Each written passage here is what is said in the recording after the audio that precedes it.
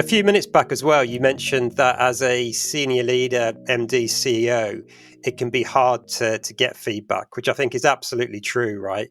I think so much stuff can, if we're not careful, get very filtered by the time it reaches us.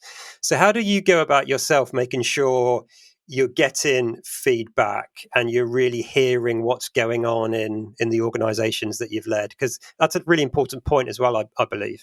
I think it is a really important point. And also, I think this is a learning organization. And if we are genuinely a learning organization, we have to be learning too.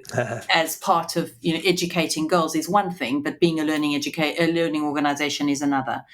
So some of the most valuable ways of getting feedback is just being in our schools. So spending time in our schools, spending time with students, going into the staff room as well, because I get feedback and understand what our staff are telling us, what the girls in our schools are telling us, and also parents. So, whenever a parent gives us feedback, that's sometimes negative as well as positive feedback, I genuinely try and take some of those on personally.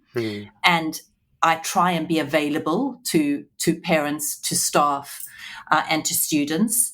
And for me, that is about trying to stay in touch with all the different stakeholders and what they are looking for from us and what the future holds. One of the things we're finding at the moment in our schools is parents of girls who are coming to our schools as young as 3, those parents are asking us what our plans are. How do we prepare them for the world of work?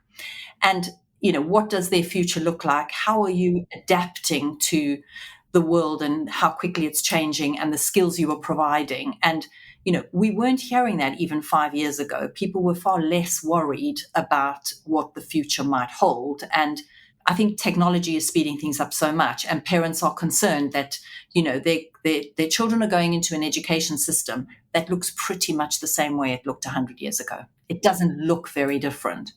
And I think there is also a generation of parents who have lived through a different era of technological development, and they're very keen to know what we're doing in our schools about how to equip students with the skills they need to probably work in a very different way and lead lives in a very different way. So lots of feedback, lots of different sources, and we have some more formal ones as well. We do an engaged survey with our staff once a year, and that is a very good way of getting a sense of what kind of employer we are and what our staff are looking for from us. We also do belonging surveys with our staff, so we're very committed to equality, diversity, and inclusion as an agenda.